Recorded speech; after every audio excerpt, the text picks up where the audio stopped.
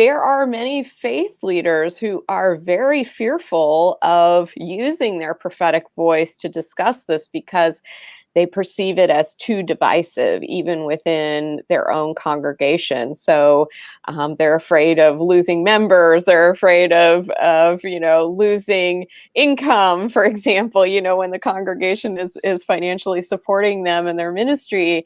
And so they would rather sort of tiptoe around the issue, or they might, preach sort of a feel-good message about caring for the earth or stewardship, but they're really challenged by using their prophetic voice to to move people, as Nana said, to take action.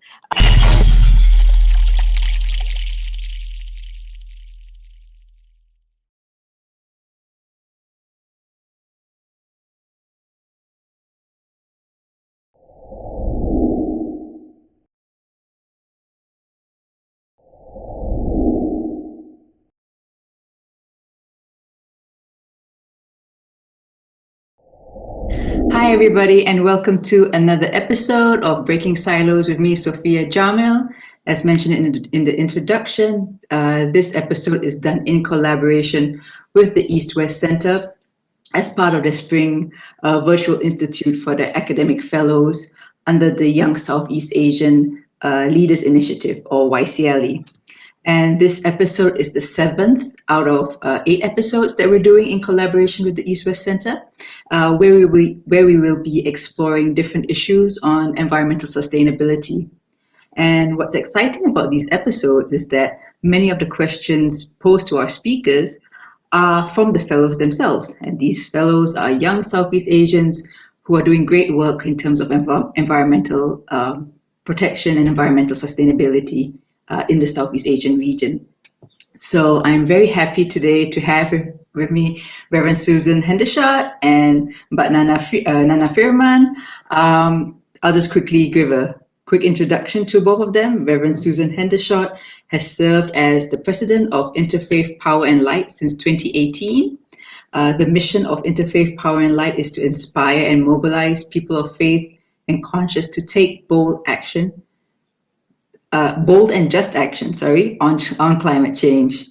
Currently, Reverend Hendershot serves as the co-chair of the executive committee for the REAMP Steering Committee, which is a network of over 140 climate, energy, and environmental organizations throughout the Midwest of the United States. And Nana Firman is the co-founder of the Global Muslim Climate Network in Riverside, California. And prior to moving to California in 2012, Nana was in Indonesia, where she worked in the World Wildlife Fund, and she was also she's also a leader on environment and development fellow for the green economy, and is the Muslim outreach director for GreenFaith, which is a global faith and spiritual environmental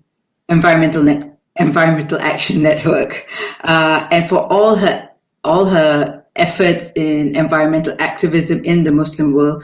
In 2015, she was named one of the White House Champion of Change for Climate Faith Leaders. Yay!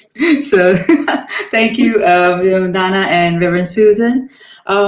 Maybe we'll just start with knowing how you ladies got into the work you're in and why religion matters in addressing environmental challenges, and particularly environmental justice. Maybe we'll start with Reverend Susan. Thank you so much. And I feel so blessed to be with both of you today and grateful for the opportunity to be here. My story of getting involved in the climate movement, so I am ordained as a Christian minister and was serving local congregations in Iowa in the United States. And the issue that I was very passionate about was the issue of hunger. And so the congregations that I served were very active in hunger ministries, both doing charitable work and also with advocacy, trying to help families actually get out of poverty and become more self-sustaining. And climate change was sort of an issue that I knew was people were talking about. I wasn't spending time on it myself. I was recycling and composting in my garden and thought I had checked that box, was doing all the things I needed to, until the connection was made for me between the issue of hunger and the issue of climate change. So looking at how drought and wildfires were impacting global food supplies, and also the rise of conflict that happened with all of that as well. And I recognized that if I actually needed to solve the issue of hunger, I needed to work on the issue of climate change. And so I just started learning everything I could. I shifted my work and became the executive director of Iowa Interfaith Power and Light, which is one of IPL's state affiliates in the US. And, I recognized in particular, I have two sons, and just recognized that the world that they were inheriting was going to be even more challenging than the world that I was living in. And I wanted to be able to look them in the eyes and tell them that I had done everything I could to work for solutions to this crisis. So that is still really my driving motivation, love for my sons, love for the generations that come after us. And I think the question of religion and the impact that religion can have is really around the issue of how we can center ourselves in our religious and spiritual values when we talk about the issue of climate change. So it isn't just one more, it definitely is science, but we have to move people to a really heart-centered approach to motivate them. And I think our values are what motivate us. And for most of us, our values are grounded in our religious teachings and religious traditions. So I think that this is why religion can have a huge impact on this issue in ways that so many other ways of coming at the conversation can't have. And so I'm really proud to be grounded in a spiritual organization that can work with people and walk alongside people as we talk about these values together. Awesome. Excellent. Thank you for the introduction. Nana, would you please tell us a bit more about yourself? Yes, thank you so much. I'm so happy to be here. So, as mentioned, I was born and raised in Indonesia. So I grew up in Jakarta, the capital city, and very metropolitan. But I was born in Jambi, which was then a small town in the southeastern part of Sumatra Island, the home to the rainforest. And I was a little bit a wild child when I was growing up. So all my uncles gave me a nickname like a jungle girl to remind me of my birthplace. And I just took everything for granted. Not until I think when I was studying, when I was a college student in the US, one of my class, I think speech class, I had to make a speech, and then I was looking at the topic, and I picked up the rainforest issue from the Amazon. I think there was a study back then by Greenpeace about the deforestation. So it was a wake up call for me. Wow, if they did that to Amazon, how about to my home country, Indonesia? So from that, I was like have a little bit interest about what's happening. Even though when I was growing up, I went to the like hiking to the mountain, enjoy the forest, and like when I visited my grandparents, but I just took everything for granted. And until like when I was working also with World Wildlife Fund after the post tsunami in Aceh back in 2004, 2005, we were doing the recovery program, and then one of the program was replanting the coastal area because it was damaged. And I was using this jargon about like conservation and like environmentalism, but somehow it didn't work, and I was very frustrated. And then for months. And then a friend of mine told me, like, why didn't you, use the Islamic teaching, since the Acehnese, the community over there is very devout Muslim. And I didn't even think about it. I was like, what? Using the Islamic teaching? And I said, like, well, why not? Like, to make my program work.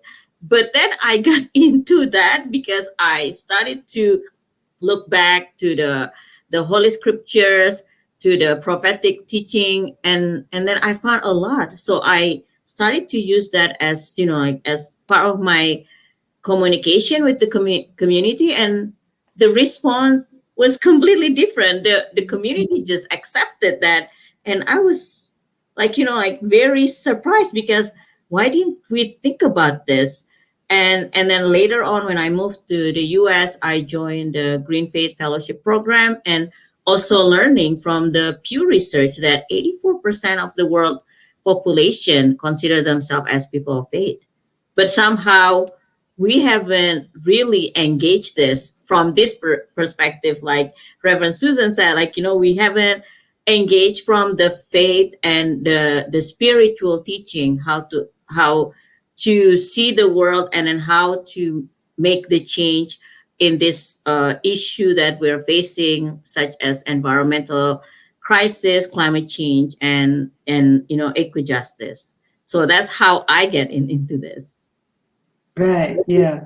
I mean, I remember from, doing the work, doing my own research in Indonesia, when for example, in Sumatra, you have that phrase, alam takabang menjadi guru, nature is your teacher. So that's already, one of the main values within, Indonesian culture, which is also very much linked to Islam, where nature is already your teacher, and we should learn from nature. So they need to provide those guiding principles that we should just observe and understand how it works. I mean, your point about Reverend Susan mentioning that, you're mentioning that the idea that the world hasn't used religious values enough to talk about environmentalism. I think in the US, the greening of Christianity only happened in the 70s. Correct me if I'm wrong. And for the Muslim world, it happened much later as well. I mean, you've had Syed Hossein Nasser talk about it in the 70s, but only the activism only took place maybe in the 90s. So we're only like about 2-3 decades in. Maybe on that point, maybe you could let us know what is your observation so far, like doing all this activism? What have been the challenges, or maybe, what have been the good things that have come out of it? How has the response been? And yeah, what have the not so great responses been? Maybe Nana, you can start first. Yes. So as we can see that the religious communities actually now we are at the crossroads in how to respond to this climate change, this threats to environment. But I think, like, in the last 15 years, if we could say that religious communities the primary focus has been in education, awareness raising on all these issues, and teaching that our faith and inspired by our faith, not only about the people, but also, like, what is our relationship with the planet, with the with the environment, with the our natural world. This education is vital, and we've seen this a lot in I think, like, in the last 15 years. But I don't think this is enough. Not only education, but we need to take action as well.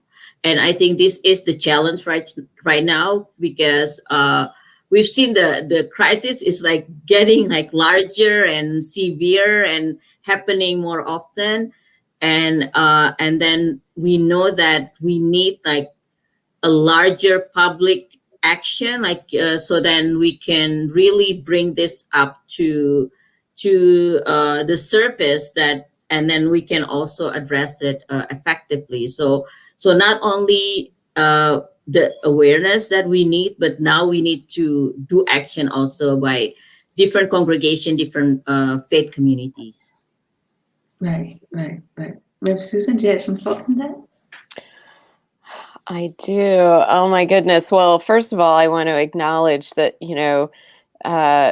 religion, and in particular my own religion, Christianity, has been a part of the problem, right? For such a long time. I mean, I think we can't avoid taking responsibility for the ways that our own teachings have led to sort of this dominion theology where we, control the earth, that we subdue the earth, and that the earth is there to serve us, to serve our needs. And we've sort of lost this piece around the interconnection between all of life on this earth, and that when we look at the Christian teaching, to say a better word to use than dominion is stewardship, that we are here to be stewards of the earth, and that the earth is actually a gift, a good gift from the sacred, from God, from the holy. And so, of course, one of the challenges, of course, is that many people still believe this dominion theology, that the earth is here to serve us, and that somehow, God will just keep replenishing the stores of things that we need. And for many of us, we're recognizing that just isn't true. That when we harm the earth, we actually harm ourselves, we harm one another, we harm all of the created world. And so that is definitely one really big problem. And it's also the role of the faith community to talk about, to sort of promote a different theology, right? A more holistic theology. And along with that, I think that leads to the issue of how climate change has become so politicized, especially here in the US, but of course in other parts of the world as well. And there are many faith leaders who are very fearful of using their prophetic voice to discuss this because they perceive it as too divisive, even within their own congregation. So they're afraid of losing members. They're afraid of losing income, for example, when the congregation is financially supporting them in their ministry. And so they would rather sort of tiptoe around the issue, or they might, preach sort of a feel-good message about caring for the earth or stewardship, but they're really challenged by using their prophetic voice to to move people, as Nana said, to take action. I think about sort of the three roles of faith leaders being, one is practical, sort of how do we work with our congregations to become more energy efficient or use renewable energy. And that is all very important because we model behavior when we do that in our communities. The second voice is pastoral, because we know people are really grieving over climate impacts, about loss. They have real anxiety around this. But the third voice is definitely the prophetic one, and that is what moves people to take action. And we need congregations and individuals to do more than change their light bulbs. We need them to become advocates for climate action in their communities, in their state, in their nation, and globally. So, but it is a scary issue for a lot of faith leaders. Interesting. The point you said about some faith leaders don't want to talk about it because they're afraid of losing members. I was reading some articles about the evangelicals. They went into it because it was a way to bring the young into church. So it seems like it depends on the different congregations. Like it might work for some, it might not work for the rest. Would that be correct to say? I think that's absolutely right. Okay, interesting. Nana, did you have any reactions to that? Yeah, I think that's like, we need like more bold statement and also like action from our faith leaders, because like in the faith communities, we're still looked up very much to our leadership. So then if the leaders is giving example, then definitely the congregation will sort of like, oh yeah, we never thought about it. And also like, that's like giving like, a way also that to the congregation. And sometimes also, which is like very tricky, because the leadership putting themselves in a very vulnerable position as well, because changing is not easy, and sometimes like it's very difficult. So then like I think like the leadership also have to open themselves. It is very like it is very challenging, because then we're asking a lot to the leadership, that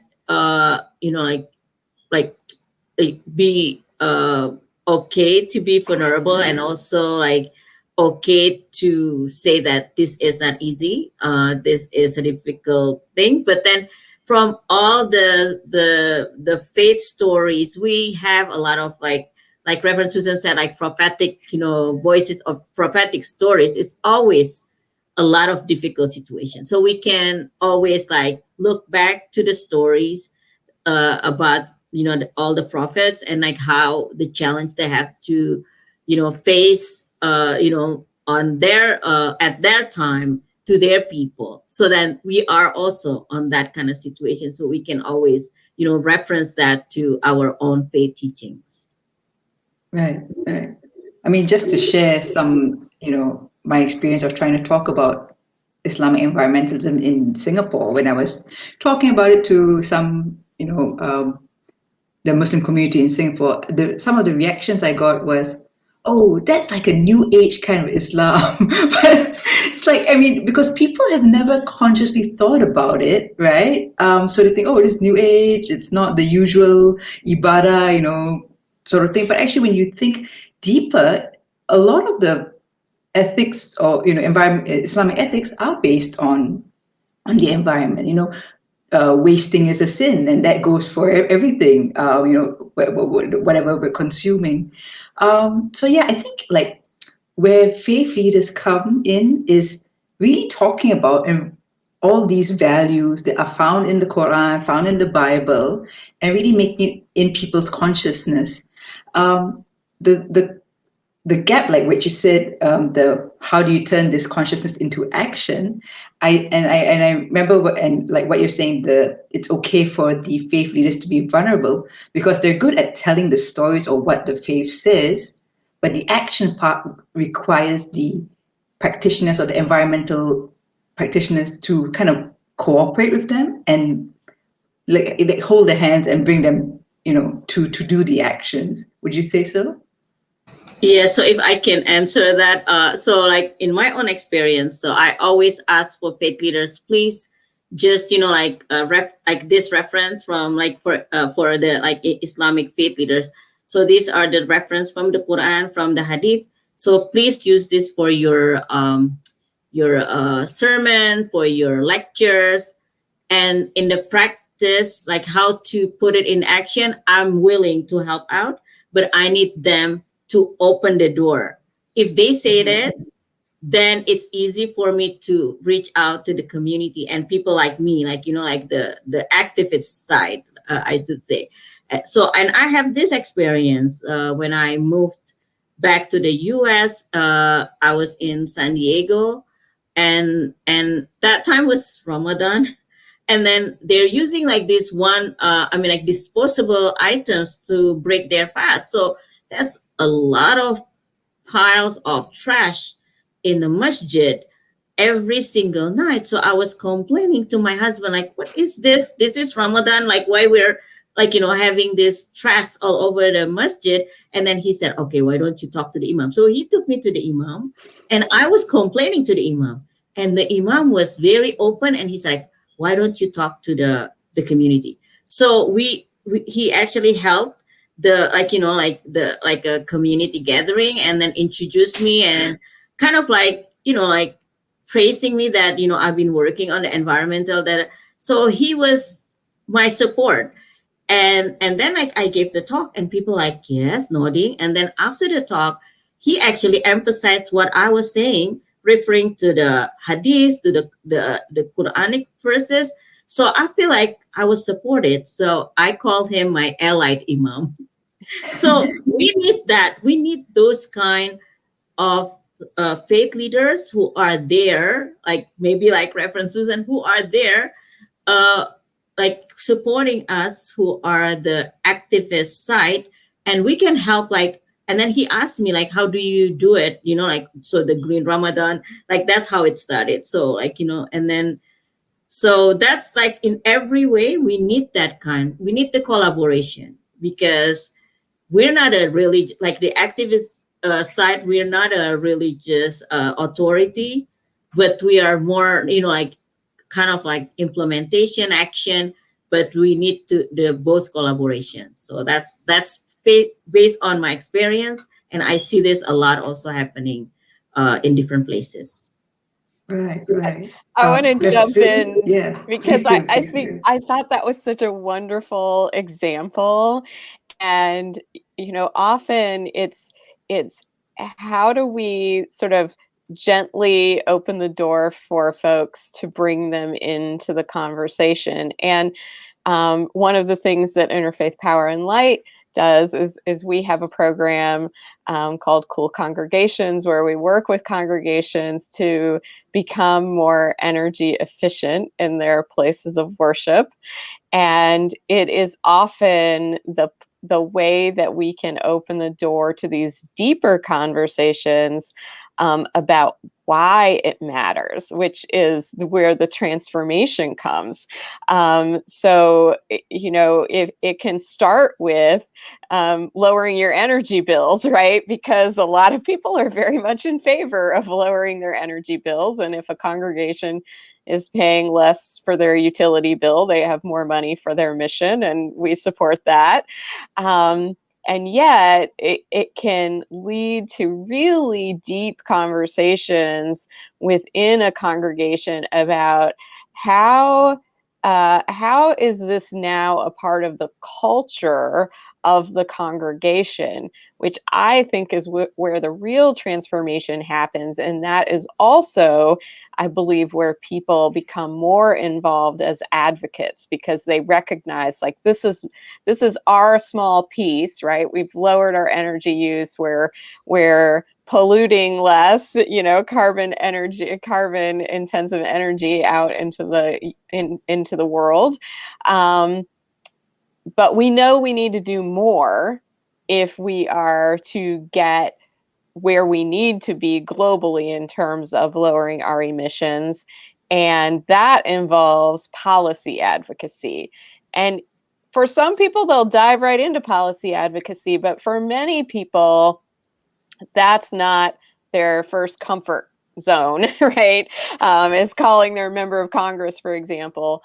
But once they recognize that we really need the right policies in place in order to meet our obligations, then going in and having those conversations from a faith perspective, again, a very different perspective than most policymakers are used to hearing, for someone to come in and say, I care about this because this is what my faith teaches me about it, is a very, very different way to have a conversation than to show them one more chart or graph, which they've already seen. And it's much more heart-centered than head-centered. Right. I mean, on that point about policy, could you comment a bit about the divestment movement, divesting from fossil fuels? I think it's taken off quite a bit in North America and like a few congregations in Australia as well. What's the status of that, and any updates from that? I don't know the latest statistics in terms of the divestment movement, but I know within the U.S. many uh, faith bodies, so denominations, for example, have gotten on board with the divestment movement, and are making sure that, for example, their pension plans aren't invested in any fossil fuels, as well as other sort of detrimental investments, but in terms of fossil fuel divestment. And it's a challenge, really, because so many of these pension plans are very convoluted. People often don't even know what their plans are invested in, let alone how to untangle those from fossil fuels. So it is a really challenging thing to take on. But we're seeing, again, more faith bodies who are making this commitment. We're also seeing colleges and universities, who are making this commitment, and often that's at the urging of their student body. The students are really activists on this issue. And then, of course, the other piece that needs to happen is we need to look at how to reinvest those dollars. So we think now of divest and reinvest, reinvesting those dollars in ways that actually build the vision for the world that we want to live in. So that might be investing in renewable energy instead of fossil fuel energy. So I think looking at, the issue as a whole, we really we need to continue to urge this type of action, because I think the impact of our dollars, and how we invest our dollars, speaks in a very loud voice, because at least in the U.S., and I know in many other places, we're driven by economics, right? We are driven by where our dollars are invested. And so I feel like the more, lending institutions, for example, see that folks are pulling their dollars out of being invested in fossil fuel and fossil fuel infrastructure, the more we are going to see other, banks, lending institutions look at that as a bad risk for their own investments. And I think, sort of pulling the floor out from under fossil fuels is the best way that we can send a message about what we do care about, and what our vision really is for how we live and how we treat this world. Right. Nana, do you have any thoughts? Yes, yeah. So that is very very true what Reverend Susan just said, and a lot of religious bodies divesting their investment on fossil fuels. So, and also like a couple of years ago, before the pandemic, there is a international faith and finance conference in South Africa, where it's like all faith institution came together and talk how can they like elaborate this also like globally. And from the Islamic world, there's also a conversation about using the Islamic financial components on this divest reinvest issues, such as like in Indonesia we initiated the green sukuk, so then the government already like endorsed that, so then investing on the green investment, like in green businesses, and also like talking about how the institution like the Wakaf system, the endowment, the Islamic endowment, can be also used to have this, like green reinvestment, being implemented. So there is a conversation globally, nationally, and locally about this, and how can we elaborate this in, like like all the system that we already have, but we never explore it. So this is the time. I think this is the crucial time. And just recently, last month, GreenFaith had a global day of action, and we had 10 demands. And one of the demands is calling out to the government policy and as well as the financial institution. That's what Reverend Susan mentioned about the banks and other financial institutions to, get off the fossil fuel investment and then reinvest on the more green or sustainability economy. So such as, like renewable energy investment.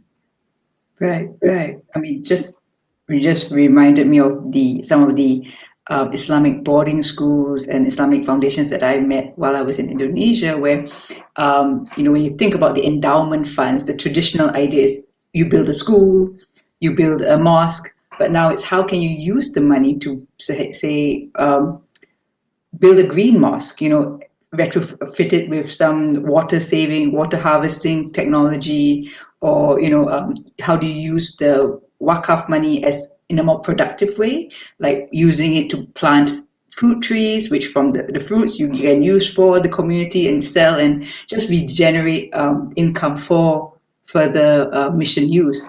So I think there are already people actually doing it. It's just a matter of like upscaling it to a wider range. Um, I think we've got a few questions from our fellows. Um, so we've got a couple relating to environmental justice and the safety of environmental activists.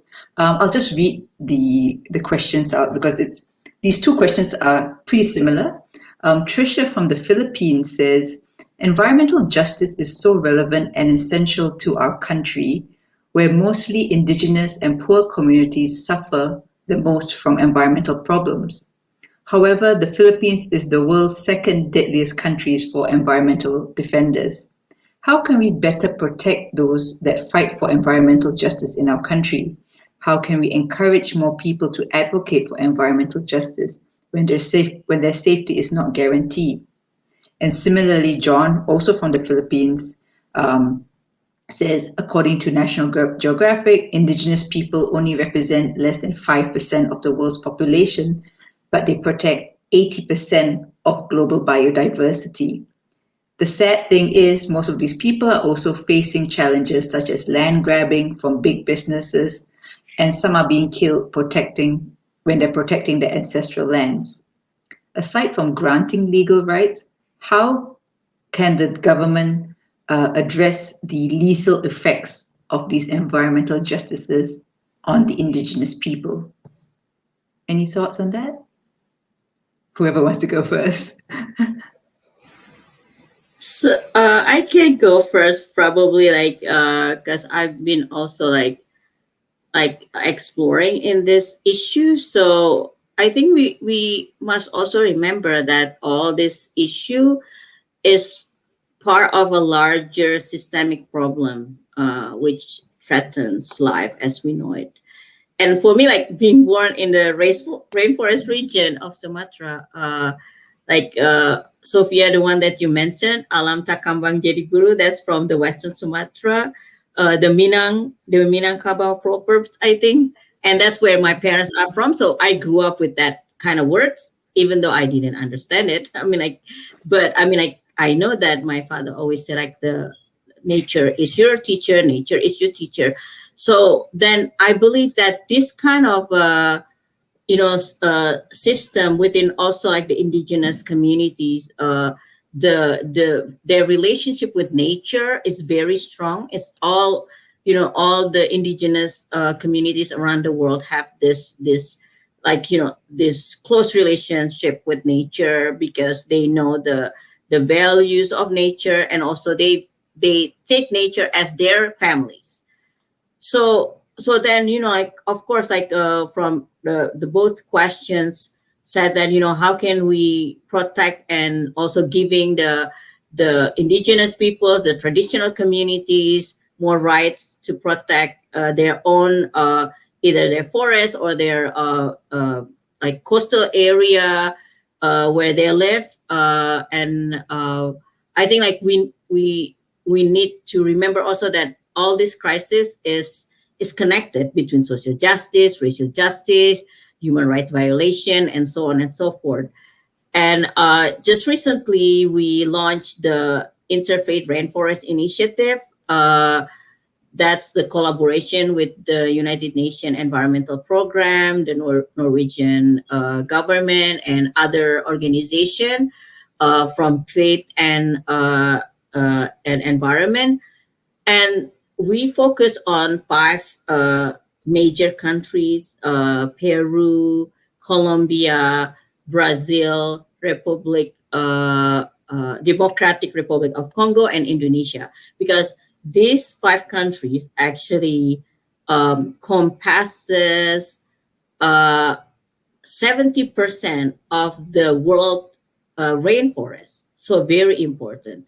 And we're trying to engage the faith communities, how we can have this connection with the indigenous leaders, the indigenous communities, the traditional communities.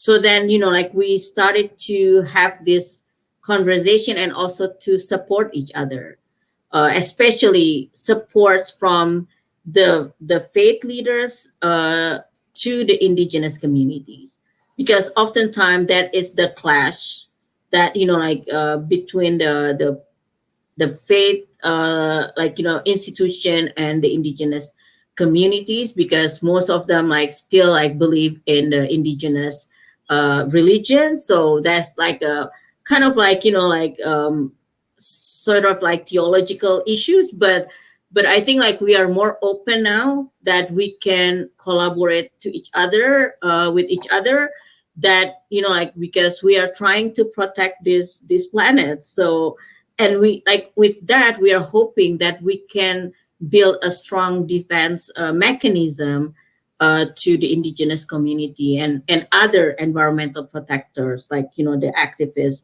that is put their lives in the front line for this. So that's my kind of involvement in the last few years. So that's, I think that's a tangible thing that we can also have in a different part of the world, and in different part of issues, not just rainforest, but probably other issues. So it could be one of the model. Right. Before I jump into Reverend Susan, I'd just like to I'd just like to read out another question or comment by Nachaya from Thailand, because she's also asking specifically on the US context. So Nachaya says, as an environmental lawyer, I can totally relate to the articles in the National Geographic about environmental justice.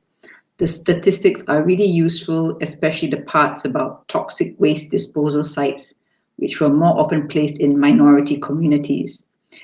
This also happens in our country, where most of the people who are affected by severe environmental pollution are the minorities and from low income groups. I'm interested in the part about policymakers in the US finally adopting the environmental justice principle in their decisions. I would like to know more about the process before and how that came about. What movement and measures have been done to make the policymakers adopt this environmental justice principle? And what's the result these days? And is it only adopted in theory, and is the outcome satisfying? Rev Susan? I mean, the first thing that comes to my mind is the Floyd, the issue, the water contamination in Floyd. But yeah, please. I think, yeah, I want to go back to something that Nana said, which is, that these are systemic issues, and they require systems thinking in order to solve them. I know this is Breaking Silos program, and really that's exactly what we need to do, is break silos between issues. And so I would say, from the U.S. perspective, one of the things that happened, which is not good, right? We didn't want these things to happen, but yeah, in addition to sort of the Flint water crisis that you named, you know, we had a pandemic, a global pandemic that really brought to the forefront and was widely publicized in the US, the fact that frontline communities, low-income communities, communities of color were impacted by COVID-19 and COVID-19 deaths at a much higher rate than other communities were.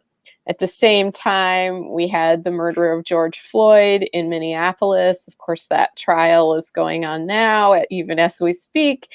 And once again, that Black Lives Matter movement came to the forefront, and we recognized the connection between racial justice and health justice and climate justice in ways that we had sort of been at least sort of minimizing previously, but in ways that could no longer be ignored.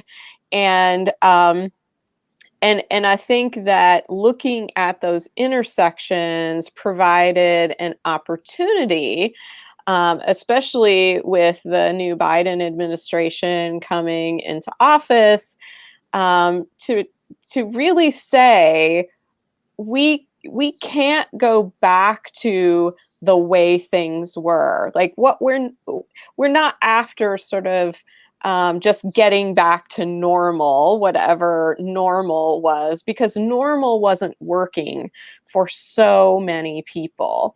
And so let's look at the opportunity to work to solve multiple crises at the same time, and really look at a systems approach to solutions that I think hadn't been done. I mean, we like our issues in silos because we think that it's easier to solve it that way. Well, I'm just going to work on climate change, right? Because that's my issue. Or I'm just going to work on racial justice because that's my issue. Or I'm just going to work on health because that's my issue. And what we recognize is, like, they're not separate. We can't pull those apart. They are so interwoven. And so I think, you know, it took a lot of voices coming together, and working together um, uh, to really raise the noise level on these issues. And again, nobody wished for any of these things to happen in and of themselves. But what we saw was that the systems were already in place that were perpetuating these issues and making the conditions ripe for a pandemic and for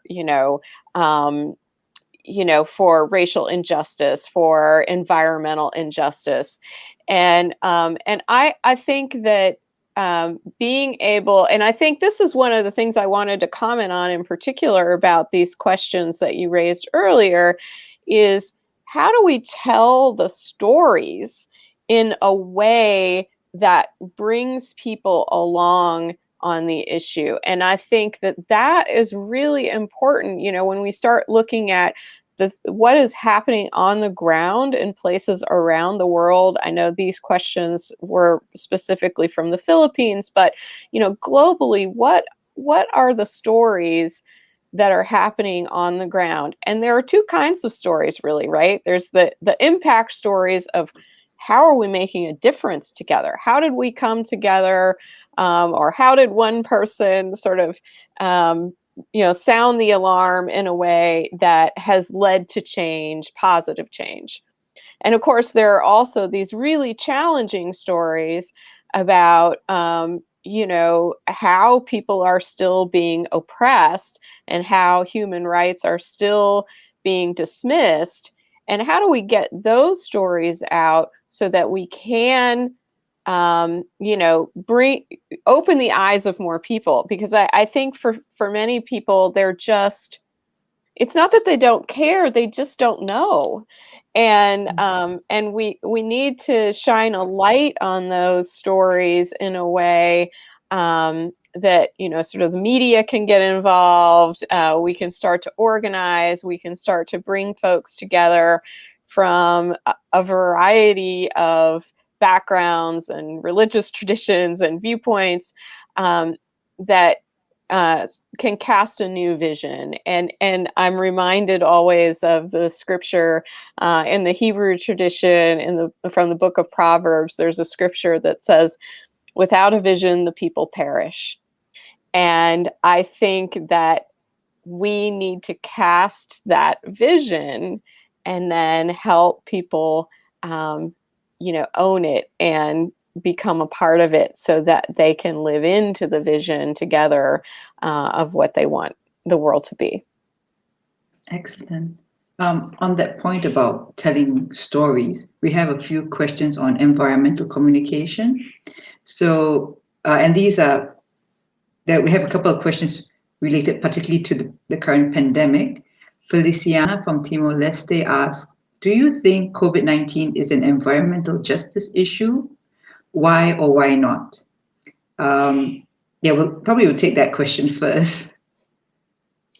Well, I'll jump in first, just because I mentioned it in my previous comment. Yeah. But absolutely, I think that COVID-19 is an environmental justice issue, and the reason why is because, again, we can go back and look at communities that are overburdened by pollution, frontline communities who are sited near whether it's fossil fuel power plants or other kinds of industries.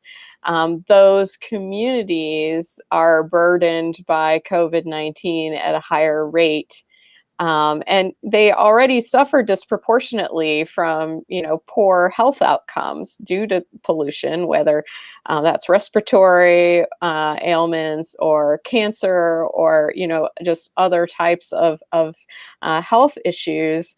And then, of course, they are ripe for being overly burdened by COVID-19 cases as well, because their health outcomes are already worse than the rest of the population.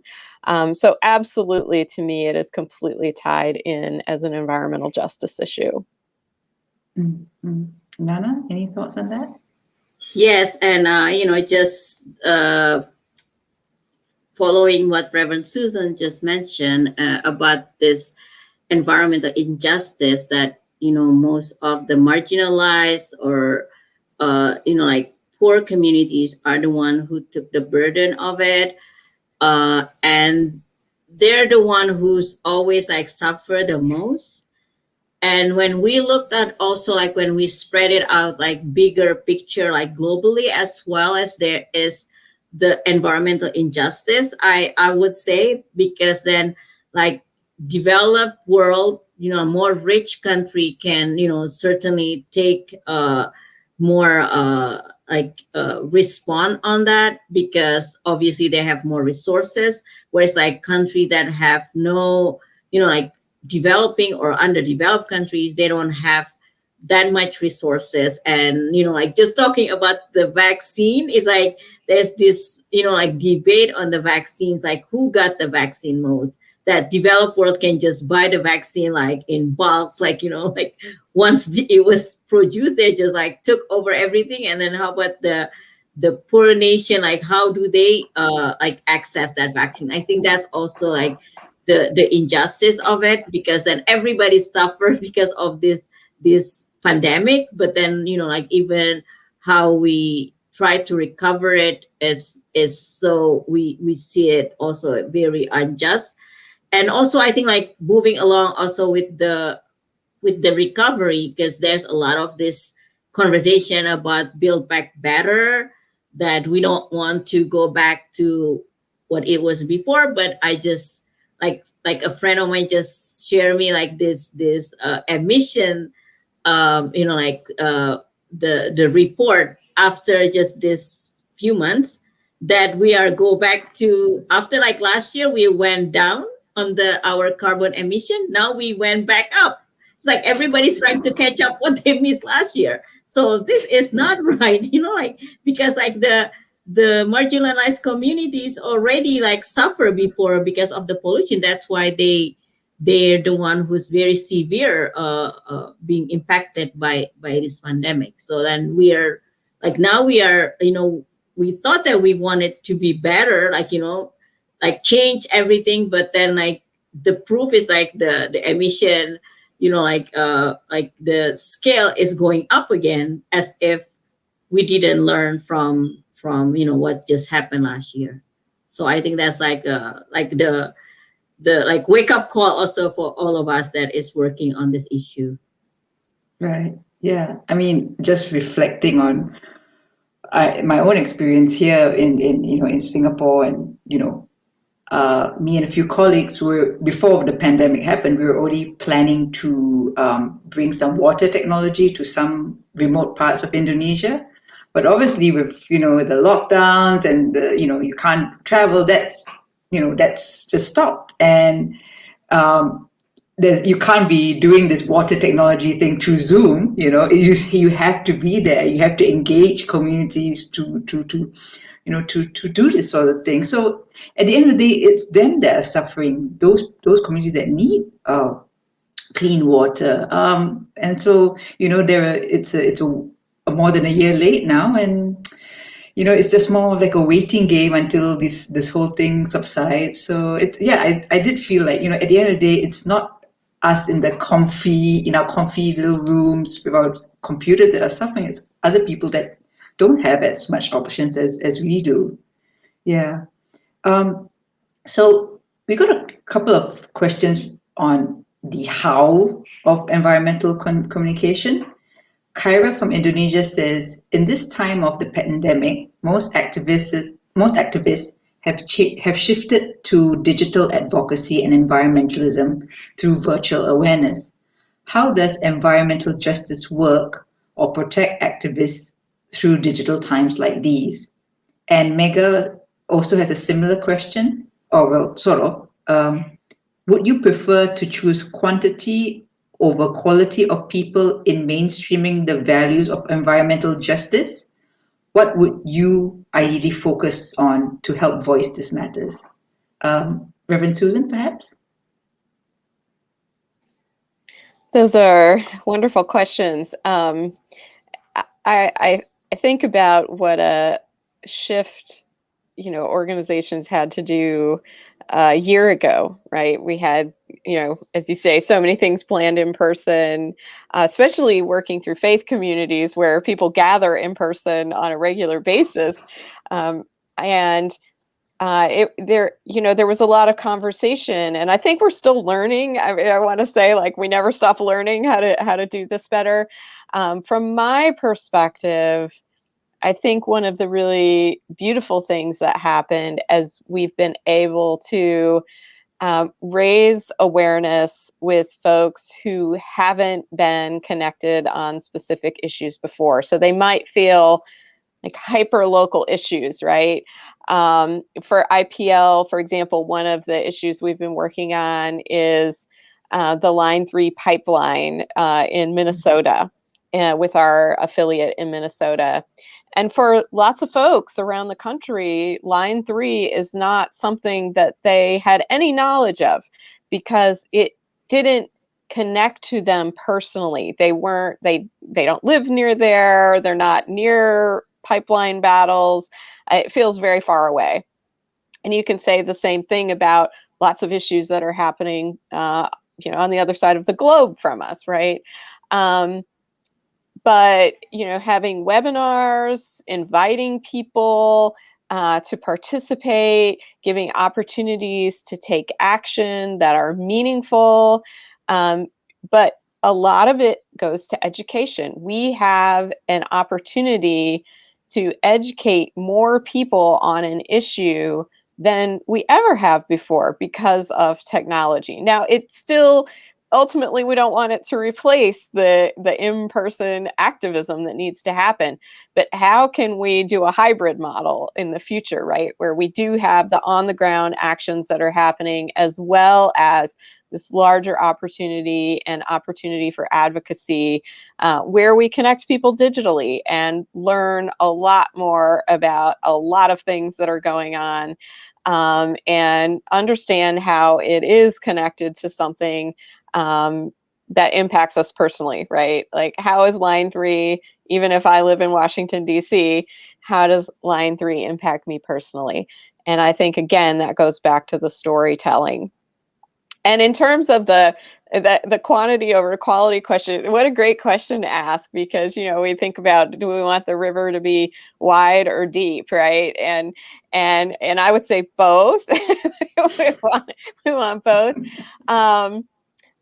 But I do think that in terms of overall shift in public opinion, it doesn't take a lot of people. It takes a small group of very committed people who use their voices to bring other folks along.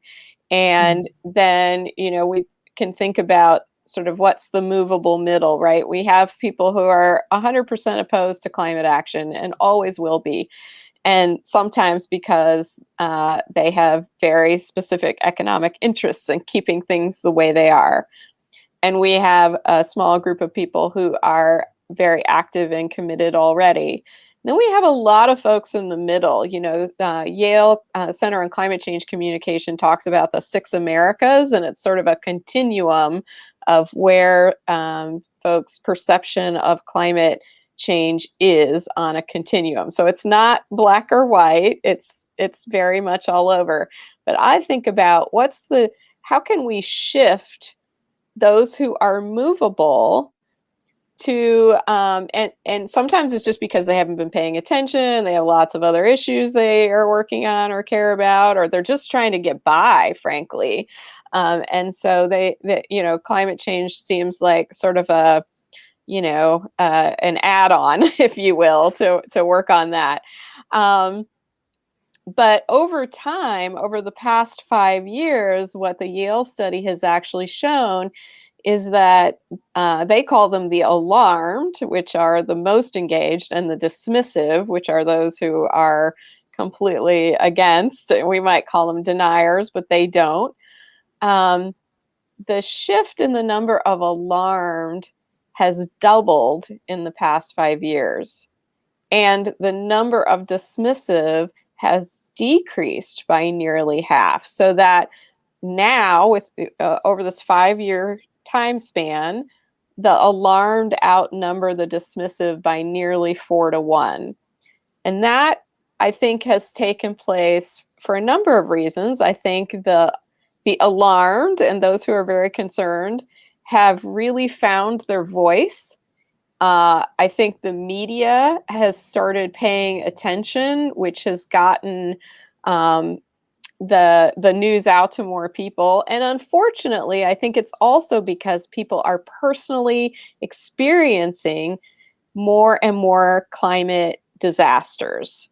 And so, you know, once you've lived through a flood, a wildfire, a drought, you know, whatever it is, you are more likely to pay attention and show up, because now, instead of this impacting someone far away or only polar bears or, you know, melting glaciers, it has impacted you or your family personally. And we all know more and more people who are being impacted personally. So I would say, even without choosing whether we want to go quality or quantity, I think we are seeing the emergence of both. I think the quantity of folks who are engaged is growing.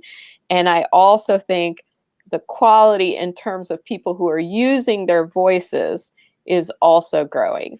And you know, we want that to continue, because that in fact is the way that we're going to make the kind of policy change that needs to happen in the US and globally. Right. Excellent. Thank you for that. Nana, any thoughts on the questions? Yes.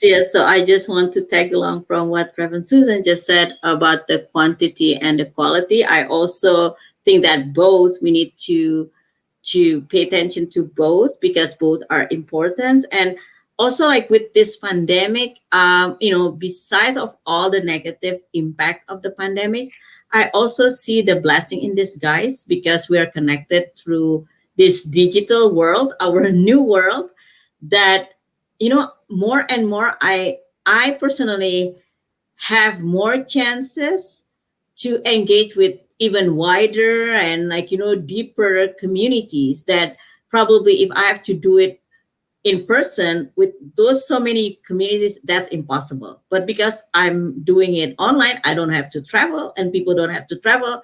It's possible. So I've been in this just last year, I've been engaged with so many youth groups that I never even thought about. They're very eager. They have a lot of questions, very critical questions that I never even thought that, young people could ask those kind of questions. And groups of women, like mothers that care about what's going to happen for my children, my grandchildren, that they wanted to be, to take part on what should I do, to take part in real. And I think like these are the voices and the groups that we need to also like pay attention, that they are the growing numbers, and they see these things like very real, like for the young people, like for their future is at stake. And the mothers, of course, like they're concerned about the future of their children. So I've been engaged with a lot of these groups, even like in the remote, like some remote area in Indonesia that I would never, probably if it's not a pandemic, I would probably like just like probably it's not even coming to my table, like like to my to my emails. But because of the pandemic, so I could converse with this woman, this women group, and this youth group that and I think like we started to build like this kind of like connection with the groups in Malaysia, in Singapore, and also in Turkey, and even like students like junior high and high school students that I never even thought that I would talk to them about climate crisis. But because of the all digital world, so we started to have this kind of course like a lecture for them, for their age group. But like there is a lot of interest because of this like we're in the virtual world. So I think that's like we need to kind of like capitalize on that as well, that like Reverend Susan said, like how can we build a hybrid model once we go back to like a meeting in person again, because we have this technology. Because many people have their cell phone now, the smartphone. Like even people like in a very remote area have it, so they can just like connect with us to that, and their issue suddenly if it's very local and very it's kind of far away, nobody knows. But then because the story was being told, then we can emphasize that suddenly their story is on the global platform. Just like for example, the pipeline tree, that it's people only in Minnesota who were engaged on that before, but now like the whole United States is aware of that. So it's the same thing of other stories as well. I think this is we need to really use this quality and quantity as well, for for the future, that we are learning this past year, how to actually like involve on this. Right, right. I mean, I guess it's this opportunity that we have to sort of like talk about it and really hear all the stories, and also from there say, okay, what do we do next when things go back to quote unquote normal? I mean, so this gives us that time to sort of prepare and really plan what action that can be done in the future. So yeah, I really love that comment. Thank you, Nana. We have two questions specific to Indonesia. Mega from Indonesia asks, what is the most powerful scheme to ensure that those religious environmentalist groups can take part in local awareness raising about sustainable development instead of merely gaining attention in the political arena, as there is an emerging issue within the dualism of political and religious stance in Indonesia? Nana? And maybe later, Reverend Susan, if you had any thoughts on the comparatively in the US? Yes, thank you, Mega, for that. That is a very key questions about the like how local awareness on sustainability also like engaged by the religious leaders, not just for just for political gain, but also like make it real. And I think like in case of Indonesia, sometimes even the Indonesian don't realize that Indonesia is one of the world's mega biodiversity countries, and whereas like natural diversity and tropical forest is actually absorb and sequester massive amount of carbon dioxide. But then like it, like we are facing the grave threats because of like the logging issues and other destruction on our natural world, that sometimes like the the faith leaders are not aware of that, like because that's like very like issue on the ground, and nobody's like really brought that the full picture to them. But more and more, I think like in Indonesia we have this movement, especially with the forest fire and also with the peatland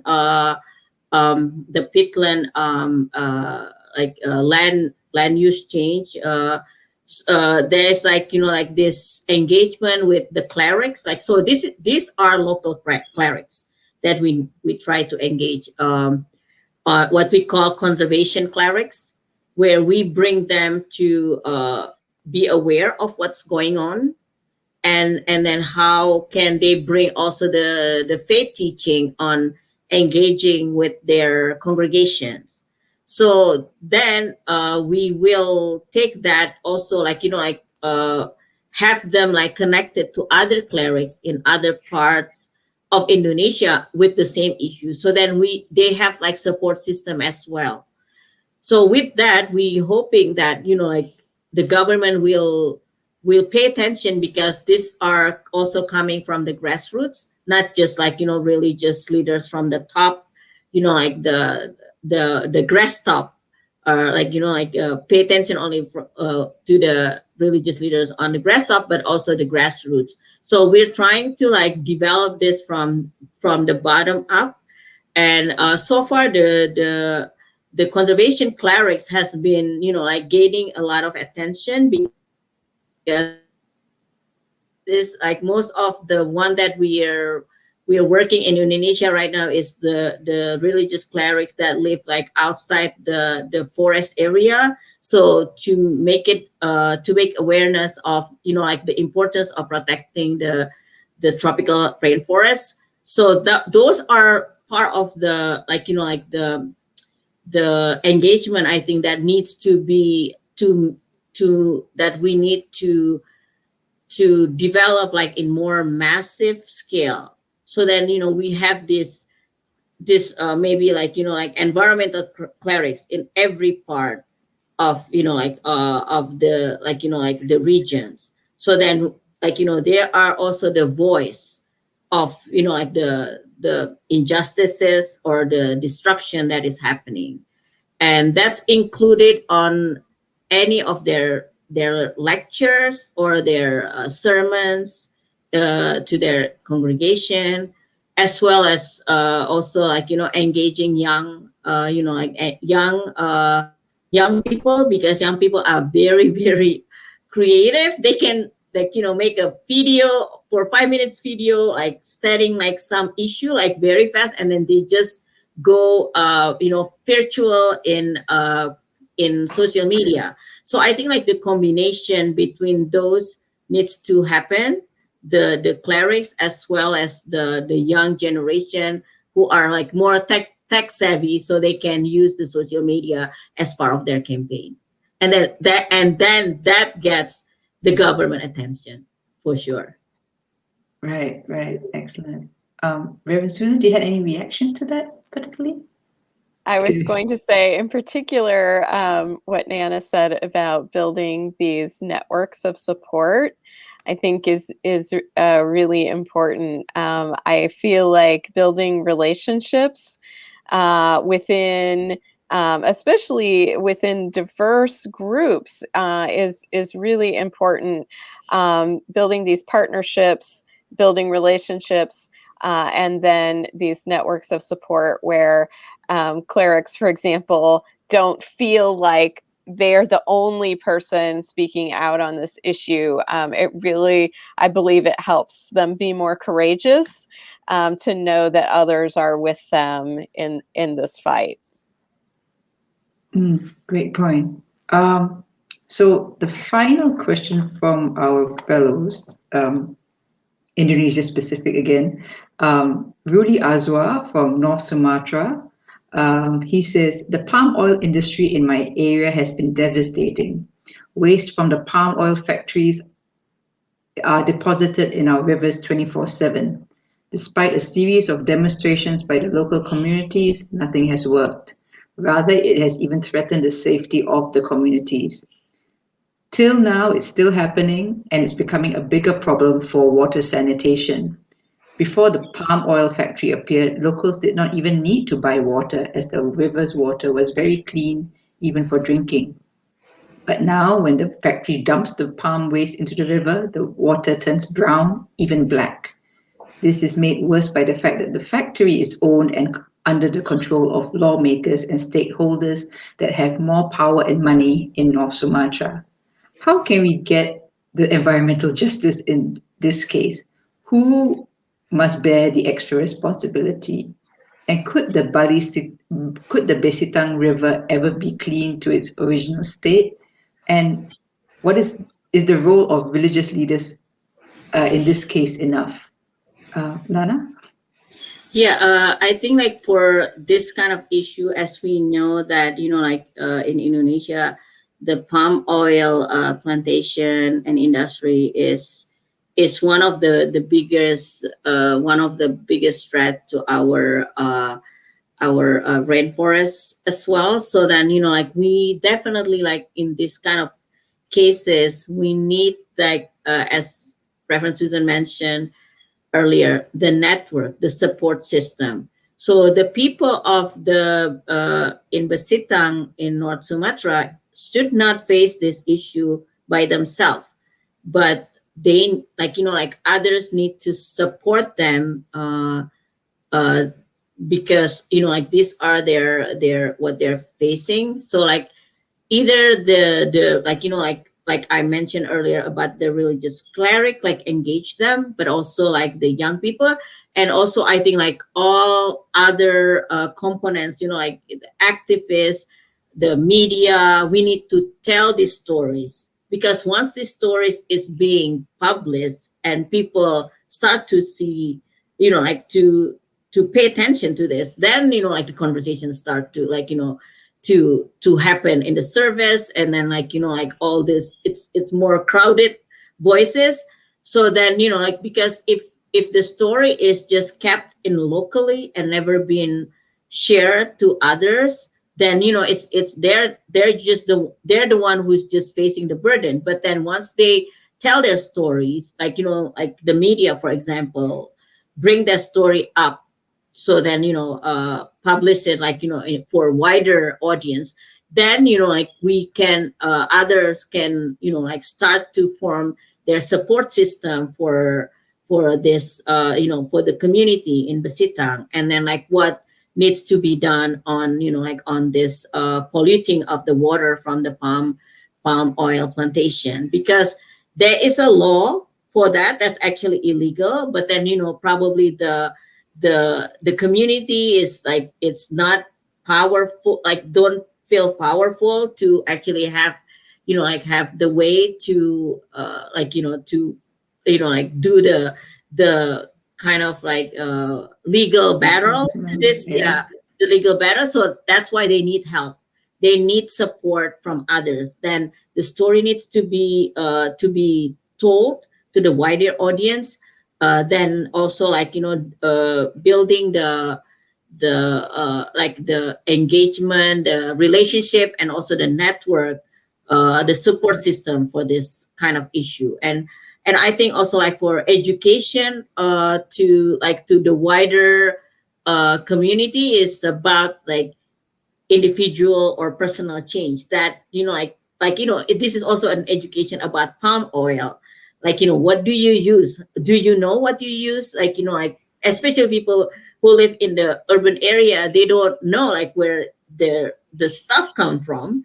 And with this kind of story, they it's forced them to look up on what they're consuming, and what is what is the palm oil has been the plantation has been done to our nature and our ecosystem. And then and started from there the individual or personal change.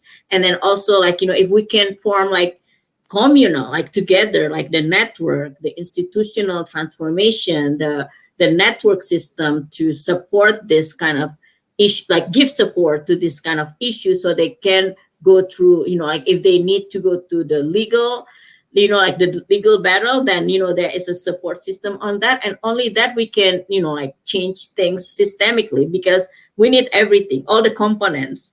We cannot just like, okay, I'm not using anything that is related to palm oil products, but I'm only one person. I need to tell my story to others. I need to like tell my families, my friends, my neighbors, hey, about this. And from that kind of like relationship, because people tend to listen to people that they know.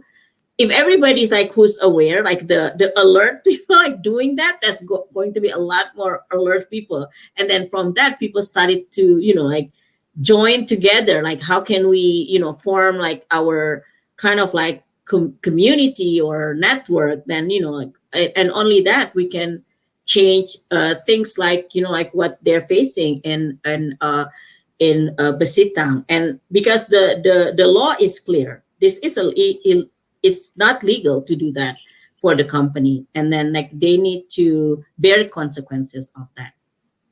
Right. Excellent points, Nana. Thank you. Reverend Susan, did you have any reactions to that? I do. First of all, I thought that was just spot on, and looking at this as both a very local issue happening in a specific place at a specific time, but also the fact that this is a global issue, because all of us are guilty of using products that contain palm oil. And until we can educate people globally on, how to be mindful consumers, this is just going to continue, if not here, then somewhere else. And I'm reminded in particular about the Line 3 pipeline fight and other pipeline fights in the U.S. where the conversations on water is life, that we are water keepers, and this is a very clear problem that is happening in this situation on in the Besitang River. So looking at how do we bring forward this conversation around how we are dependent on water to live, and not just us, but all species are dependent on water to live. So again, that intersection between humans and the rest of the natural world, and how we are having just sort of an overly negative impact on rivers, not just here but globally. And in terms of telling the stories, I love this, and I was thinking about the framing for how people can start to put together their own story. And kind of changing a little language from some ways that we at IPL teach folks to tell their story. But the first is, what is it that you love? So what is it that you love about this river, right? If you're in that locality, what is it that you love? People have specific memories attached to specific places. The second question being, what concerns you the most about what is happening? And the third question being, what is it that your religious tradition teaches you about this issue? So, what does your religious tradition teach you about being a steward of the water? And the fourth being, what is your personal spiritual motivation for doing something about it? And I think when you put those components, when you can sit and answer those questions, you have a personal story to tell. And that's what we need to help teach people, is how to tell their story. Because these kinds of stories that, again, are more heart-centered than head-centered, are the ones that can transform the conversation that you have with others. So it isn't just about economics or the law or another chart or graph about how polluted the water is, but to really help people to return to themselves, return to their spiritual tradition, to understand why this matters. Because ultimately, when we can talk about why it matters, we're more likely to get to the how do we change it conversation. Right. Thank you. Excellent reaction there. Thank you very much, ladies, for the great responses to our fellows' questions. Just to conclude, I have a couple of questions that I ask all the speakers, all the guests on Breaking Silos. What does breaking silos mean to you, and what advice would you give someone that wants to break silos to address environmental challenges? Rev Susan, perhaps you first.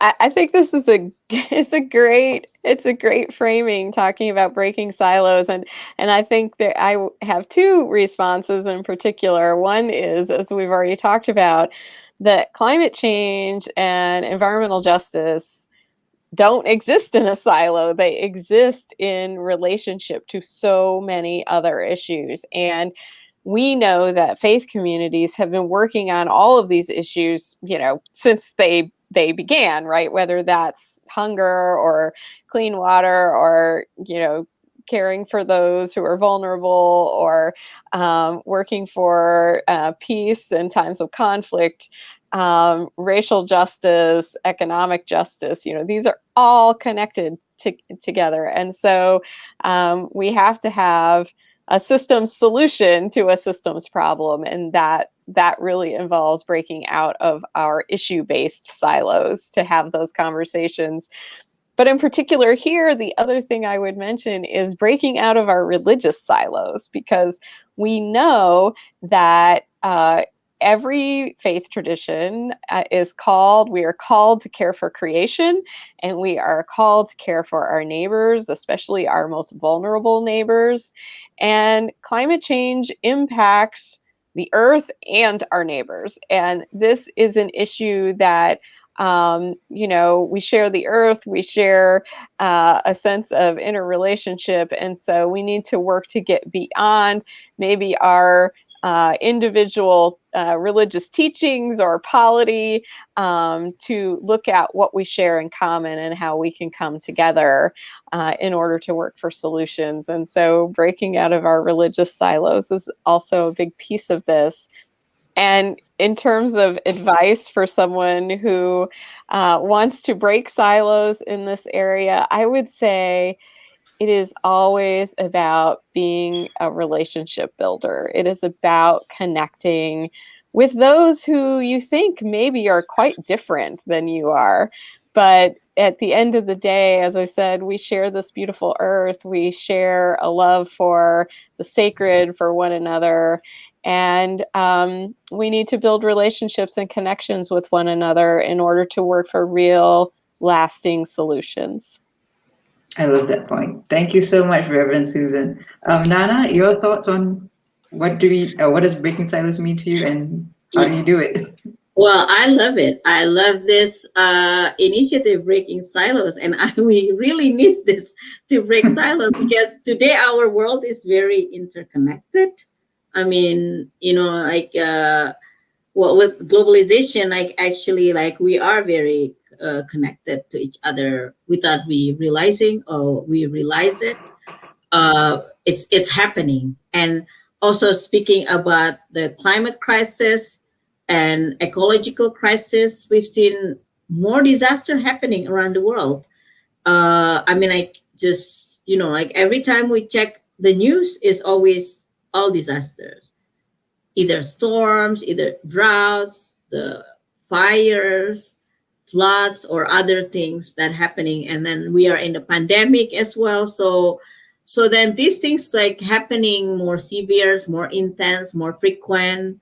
So I think like we should come about together that we must help to heal and restore and renew this earth, because everyone, no matter like what their, regardless of their creed or their religious affiliation, their race, gender, or income, like everyone look for a healthy environment. Everyone wants a clean water, fresh air, wholesome food, and also the bright future for their children, grandchildren, and so on.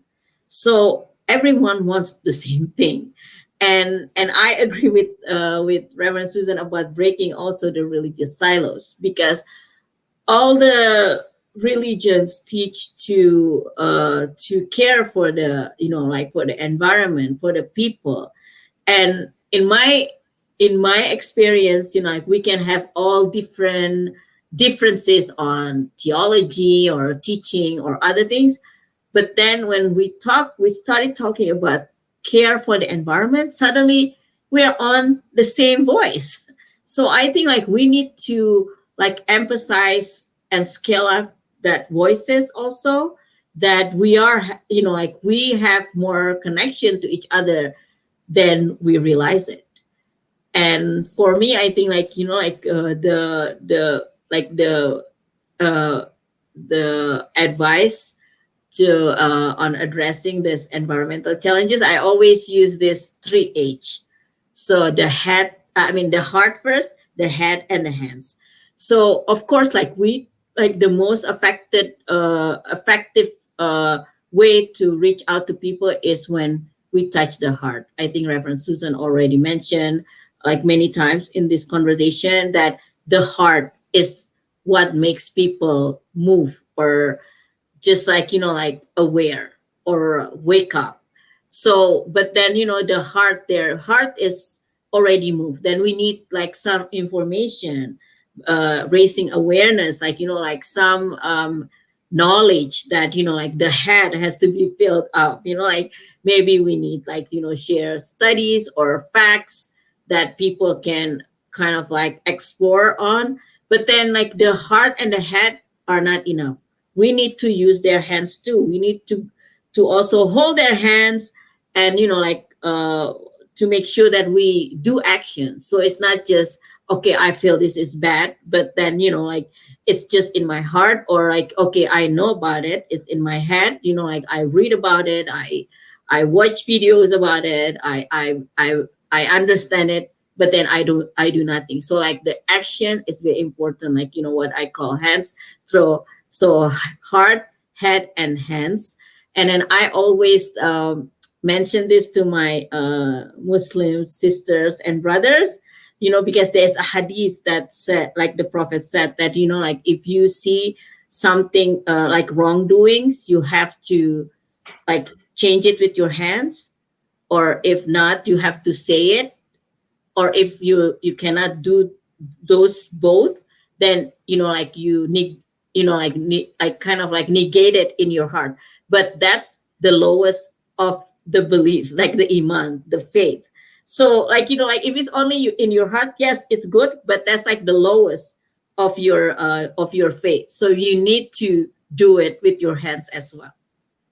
I love that. I'm going to remember that. Heart, head, and hands. I love that. I'm going to make a mental note of that and use that in environmental communication.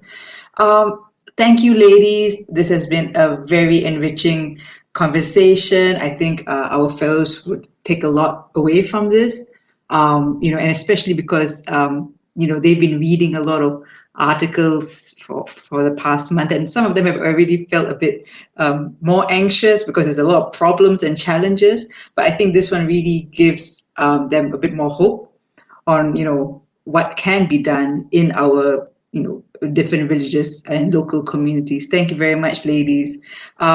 So, ladies and gentlemen, thank you for watching. I hope you enjoyed it as much as I did. So from me, Sophia Jamal in Singapore, Reverend Susan in Washington, D.C., and Nana Firman in California, thanks for watching, and bye. Thank you, ladies. Thank you. Thank you so Sophia. much. Thank you, Reverend Susan. What a blessing to be with you both today.